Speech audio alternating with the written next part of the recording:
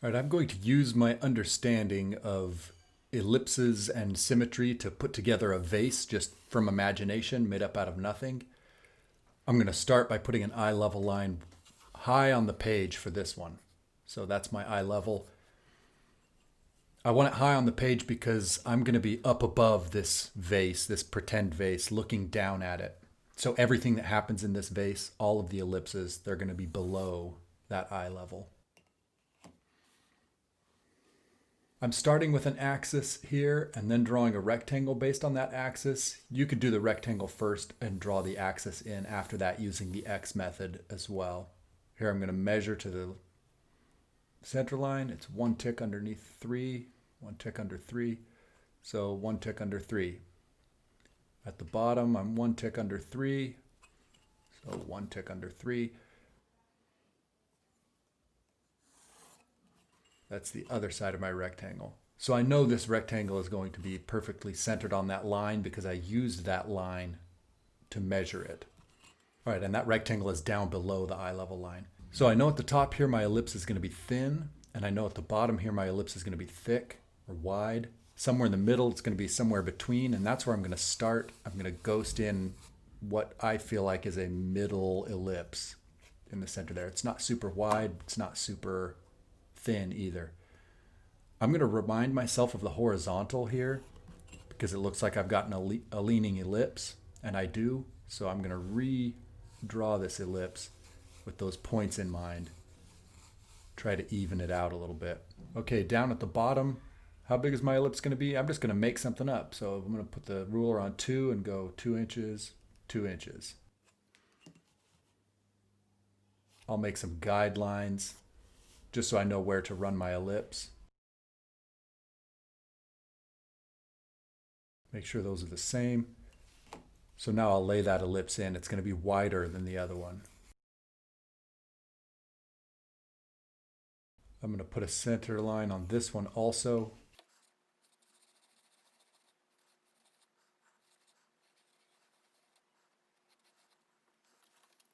All right, I'm going to think about the top. What am I going to do? Let's say I'm going to put it on 2 inches again and go 1 inch.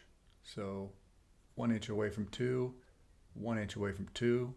If you were drawing this from observation, you'd be measuring these things. You'd be checking these against your setup that you're drawing, whatever object you're drawing from real life. You'll be making comparisons and measuring and figuring it out. In this drawing where I'm just making it up from scratch, anything goes. It doesn't really matter.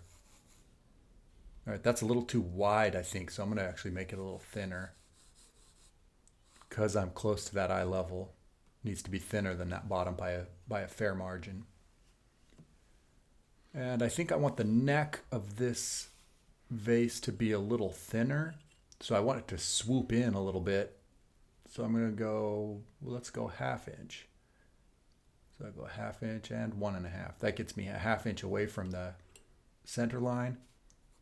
That's going to be my ellipse. Okay, and I think I'll do one more right here. So let's go 1.5 inches, 1.5 inches. And I'm just making this up. Okay, so there are my ellipses, and you can see them getting wider as they go down away from the eye level line. Now I'm going to go in and put a contour line in, and I'm going to use the edge of the ellipses to decide what that contour line's doing. So it's like a game of connect the dots here. I just need to make sure that whatever I do the same thing on the other side of that axis. And I find that simple curves are the easiest here. They tend to work better. If you get really complicated, it's going to be a lot tougher, obviously. So do something on one side of the axis, then switch to the other side and do that on the other side as well. What's the top of this going to do? Let's just do a simple curve up. So there we go. Simple curve up. Drawing from the shoulder again, you get these lines, these smooth lines. They come from your shoulder. They come from locking your wrist and drawing from the shoulder. If you need a tight curve, you get a little bit of wrist involved, but you're really drawing from the shoulder. I drew lightly on the right side to compare it to the left and see, am I close? I notice I need to go a little bit further out on that ellipse. There we go. Does that curve match the other side? Yeah, it's pretty close. All right, I'm going to thicken up this mouth just a little bit. Put another little ellipse inside to show the depth, sort of the width of the mouth of that vase. I'm going to come back with this ebony pencil and just do a little bit of line variety.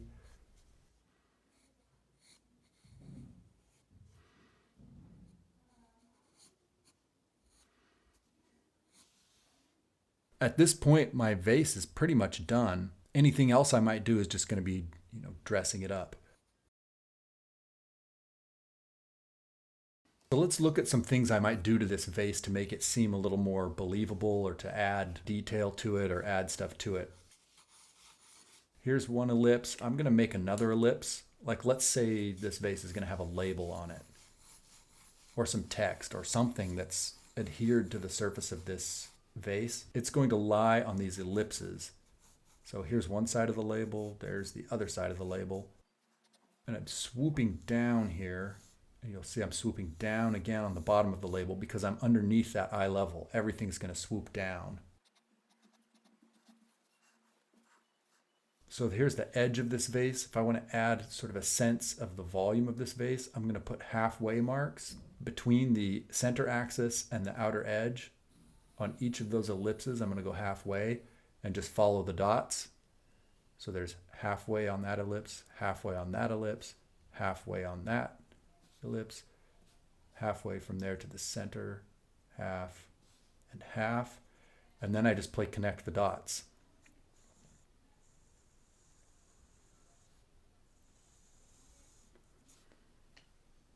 That's going to give me some three-dimensionality to this thing, and I can do that again. So there's half, half, half, half, half between the line I just made and the edge.